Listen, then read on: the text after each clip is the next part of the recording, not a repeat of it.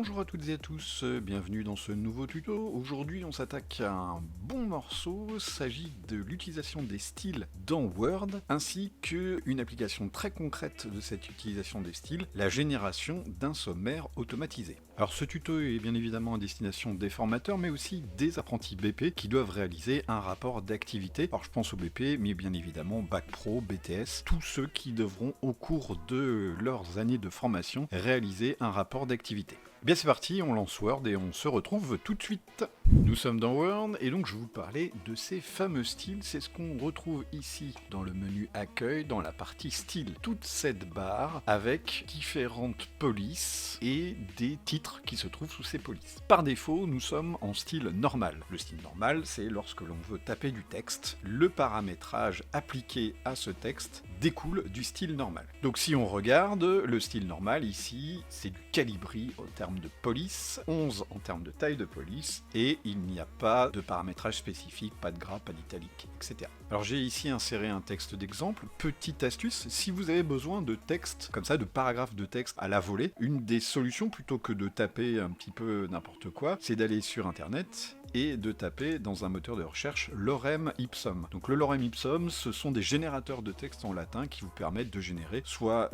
des lignes, des paragraphes, des listes, enfin tout un tas d'exemples qui peuvent vous servir après pour pouvoir insérer dans votre document Word.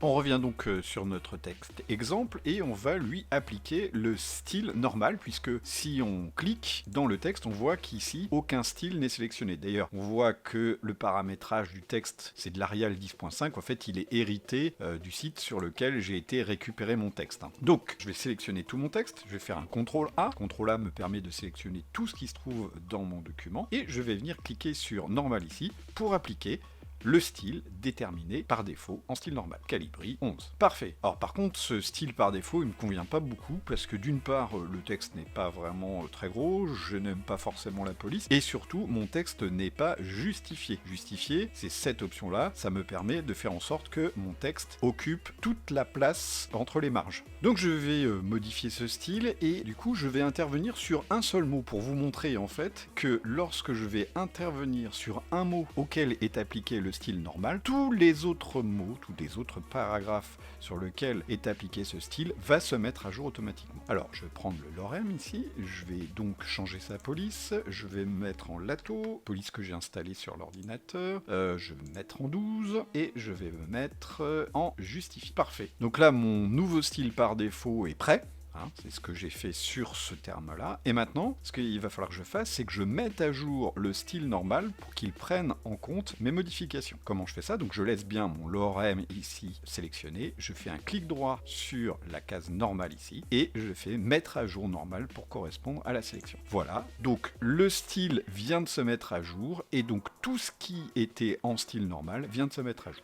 C'est donc ce que l'on doit faire lorsque l'on commence un nouveau document. Déterminer quel est le style normal, le style par défaut dans lequel je vais écrire. La taille, la police, la tabulation, etc. etc. Alors c'est d'autant plus important quand je vais récupérer du texte sur une page internet, puisque ce texte va arriver avec sa propre mise en page, et si je veux uniformiser mon document, eh bien je copie-colle ce texte, et ensuite je lui applique le style normal. Alors on peut même faire encore plus simple, donc là je vais sélectionner tout mon texte pour le supprimer, CTRL A, supr. Je vais retourner sur ma page internet, refaire un copier, revenir dans mon Word, faire un clic droit, et dans les options de collage, je vais utiliser, non pas conserver la mise en forme de la source, mais bien fusionner la mise en forme. Voilà, ici, mon texte a pris le style normal, automatiquement. Si je dois changer ce style, je me mets ici, je change par exemple la taille de la police, clic droit, mettre à jour, et voilà, tout ce qui avait été utilisé et paramétré avec le style normal vient de se mettre à la bonne taille.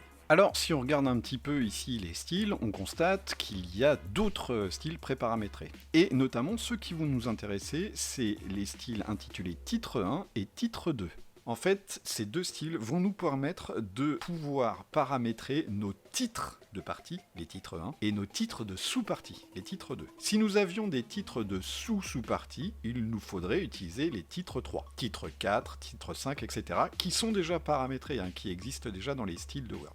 J'ai donc créé 3 pages avec 3 titres qui pour le moment ne sont pas paramétrés, hein, ils sont bien avec le style normal, et on va s'intéresser au premier titre et on va le mettre en page. On va lui choisir peut-être une autre police, je vais le mettre en Arial Black par exemple, je vais le mettre en plus gros, en 14, je vais lui donner une couleur, un bleu, voilà comme ceci, et puis je pourrais le mettre en majuscule. Alors on a ici un petit outil qui nous permet hop, de tout passer en majuscule. J'ai paramétré mon style de titre, maintenant il ne me reste plus qu'à l'appliquer au titre 1, puisque c'est un titre de partie. Clic droit sur titre 1. Alors, vous voyez, quand je viens sur titre 1, hop, il vient par défaut prendre la mise en forme du titre 1 qui est déjà existante. Moi, ce que je veux, c'est mettre à jour pour que le style titre 1 récupère ma mise en forme à moi. Clic droit, mettre à jour, et voilà. Alors, petite information, ici, étant donné que j'utilise les styles notamment pour y mettre les titres, donc ça veut dire l'arborescence de mon document, j'ai ici le volet de navigation qui va s'ouvrir et qui va ici me remettre tous les titres de partie et qui me servira aussi de navigation. C'est-à-dire qu'en cliquant sur une partie, je vais automatiquement arriver sur la page de cette partie. Très bien, il me reste maintenant à appliquer le style titre 1 à mes 2 autres titres. Je clique, j'applique, je clique, j'applique. Alors ce qu'on constate ici, c'est que titre 2 et titre 3 ne sont pas mis en majuscule. Alors on va régler ça, en fait c'est un petit souci, c'est que lorsqu'on utilise cette fonctionnalité-là, elle n'est pas reprise dans le paramétrage des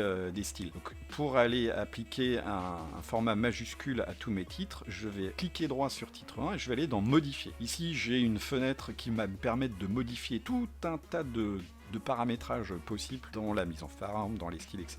Je vais aller dans format et on va aller modifier dans police. Et dans police, je vais cocher ici majuscule puisque je veux que tout soit en majuscule. Je fais OK, OK, et voilà. Mes titres 2 et 3 se sont mis automatiquement en majuscule. Nous allons voir maintenant l'utilisation des titres 2, donc des sous-titres. J'ai rajouté ici sous-titre 1, sous-titre 2, sous-titre 3. Je vais donc mettre en forme le sous-titre 1, comme je fais habituellement. Donc je vais reprendre mon Arial Black. Je vais me mettre peut-être en 12. Je vais remettre la bonne couleur. Je vais laisser en écriture normale, je ne vais pas me mettre en majuscule. Par contre, je vais insérer une petite tabulation. Donc pour la tabulation, il nous faut ici la règle qui n'est pas affichée ici sur mon document. Donc je vais aller l'afficher, je vais aller dans le menu affichage ici, je vais cocher ici règle et je vais prendre le petit carré ici et le décaler. Voilà, ça suffira. Et donc maintenant, je vais faire la modification sur le style titre 2. Donc clic droit, mettre à jour. Le style est mis à jour, je clique ici et ici. Parfait. Je constate ici que dans ma navigation, j'ai mes sous-titres qui sont apparus. Et si je clique dessus, vous voyez, le curseur m'amène hop, directement sur les bonnes parties. Très bien, alors on pourrait comme ça continuer, rajouter d'autres éléments de mise en page, faire d'autres niveaux d'organisation, des sous-sous-titres, etc., etc. Mais maintenant, ce qui va nous intéresser, c'est d'utiliser cette mise en page et d'utiliser ces styles pour pouvoir générer un sommaire automatisé. J'ai créé une nouvelle page en amont des 3 premières pages que j'avais déjà créées, et donc cette page va accueillir mon sommaire. Pour faire le sommaire, il n'y a rien de plus simple. Je vais cliquer ici sur le menu référence, puis je vais ici dans table des matières. Je vais prendre la première table automatique, et voilà, automatiquement, ma table des matières, mon sommaire, s'est créé.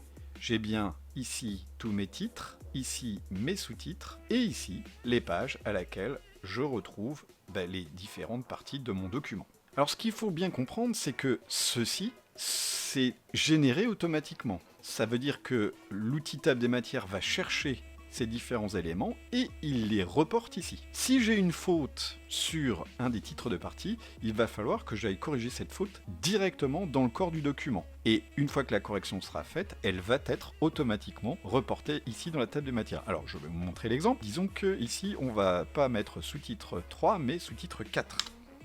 Voilà, ici c'est modifié, pour le moment c'est pas modifié. Je viens cliquer tout en haut ici, j'ai ici mettre à jour la table qui apparaît, je clique dessus, je vais mettre à jour toute la table, ok, et vous voyez ici que sous-titre 4 vient de se modifier. Si je change le texte ici, et que je remets 3, c'est possible, mais dès que je vais faire une mise à jour, eh bien ça va se modifier puisque l'outil ici va bien récupérer les données qui sont dans mon document. Donc les modifications que je vais faire dans ma table, elles seront à chaque fois réinitialisées dès que je vais faire une mise à jour de ma table. Si je rajoute une nouvelle partie, donc je vais créer une nouvelle page, rajouter un titre 4, voilà, je vais lui appliquer le style titre 1, c'est parfait. Maintenant, je retourne sur ma page table des matières, clique tout en haut, mettre à jour la table, toute la table, et j'ai bien récupéré titre 4. Alors il faut savoir qu'évidemment, les numéros de page se mettent aussi à jour automatiquement. C'est-à-dire que si je rajoute ici une page vide avant la page titre 1, ma page titre 1 qui commençait à la page 2, maintenant va commencer à partir de la page 3. Donc je fais une mise à jour de ma table des matières, je mets à jour toute la table, et voilà, tout a été décalé d'un cran, d'accord? Quand je dis ça se met à jour automatiquement, il faut faire un clic en haut ici, puis une mise à jour. Sinon, le logiciel ne le fait pas de lui-même. Alors je peux évidemment aussi mettre en forme cette table des matières. Par contre, ce que je vous ai dit, c'est que si je fais des modifications directement ici sur le texte, par exemple si je mets police plus grande, voilà, dès que je vais faire une mise à jour, hop, ça va sauter, hein, on est d'accord, vous voyez, ça revient à sa forme normale. Donc la modification, la mise en forme de la table des matières, ça ne se fait pas avec les outils normaux de mise en forme. Il faut retourner dans Références, cliquer ici sur Table des matières et aller dans Table des matières personnalisées. Ici, je vais modifier et je vais modifier par niveau. Donc les titres 1, les titres 2. TM1 pour titre 1, TM2 pour titre 2. Je vais m'occuper d'abord des titres 1. Modifier. Ici, je peux changer la taille. Je peux aussi les mettre en gras. Ok, j'applique. Est-ce que je veux remplacer la table? Oui. Et j'ai donc bien récupéré mes titres en gras. C'est parfait. Je peux retourner sur la table des matières personnalisées, modifier, et maintenant modifier les titres 2. Modifier. Je vais les laisser en 11. Par contre, je vais mettre un petit peu plus d'interlignes. Donc là, j'ai ajouté un interligne un petit peu plus important entre mes sous-titres. Ok. Oui, je remplace. Et voilà, j'ai un petit peu plus d'espace entre mes différents interlignes. Alors pour terminer, je vais traiter le titre table des matières ici, puisque j'aimerais qu'il soit de la même mise en forme que les titres 1 dans mon document. Donc déjà, je vais changer son nom, hop, je vais l'appeler sommaire, sauter une ligne pour faire un petit peu d'espace. Et donc, une des possibilités serait évidemment d'appliquer le style titre 1 à sommaire. Je vais pas le faire parce que il arrive que en faisant ça, en fait, sommaire, en appliquant le style titre 1, réapparaisse en dessous, dans les titres, avec le numéro de la page, et du coup, j'ai le titre sommaire avec en dessous, dans le sommaire, l'indication sommaire et le numéro de la page, ce qui fait un peu redondance et pas forcément très pertinent. Donc je vais utiliser une autre option, et cette option c'est ici, reproduire la mise en forme. Alors ça c'est une petite option très intéressante. Je vais aller ici sélectionner un bout de mon titre 1, je suis pas obligé de tout prendre, hein. Je peux prendre juste une lettre, ce qui m'intéresse c'est la mise en forme ici. Je vais cliquer sur reproduire la mise en forme, donc la mise en forme a été gardée en mémoire, et maintenant avec le curseur associé au petit pinceau, vous voyez, je viens sélectionner mon sommaire ici. La mise en forme ici a été copiée et appliquée ici. Par contre, ici, j'utilise le style titre 1. Ici, je n'utilise pas de style. J'ai juste récupéré les informations de mise en forme sans utiliser le style. Donc, aucun risque que sommaire ici réapparaisse par la suite dans le sommaire. Cet outil, il est très pratique. J'utilise très souvent. Et vous l'avez donc ici dans l'accueil au niveau du presse-papier, mais vous pouvez avoir aussi la même chose quand je sélectionne un élément, et il apparaît, et je peux même utiliser aussi les raccourcis clavier, donc CTRL Maj C pour copier la mise en forme et CTRL Maj V pour la coller. Voilà, je pense avoir fait à peu près le tour de ce que je voulais vous dire en ce qui concerne les styles et leur utilisation pour créer un sommaire automatisé. Alors évidemment, on pourrait aller plus loin, notamment voir que l'on peut créer des styles de toutes pièces, puisque là on a utilisé des styles préexistants, ces fameux styles titre 1, titre 2, etc. Donc c'est des styles que vous retrouverez dans tous les documents que vous pourrez créer. Ça me semble pas pertinent pour le moment d'aller plus loin, dans un usage plus poussé, puisque je vous ai montré, là suffit largement à une utilisation classique de ce que vous pouvez faire au quotidien. En tout cas, j'espère que cette vidéo et ce tuto vous sera utile. Je vous dis à très bientôt et soyez studieux.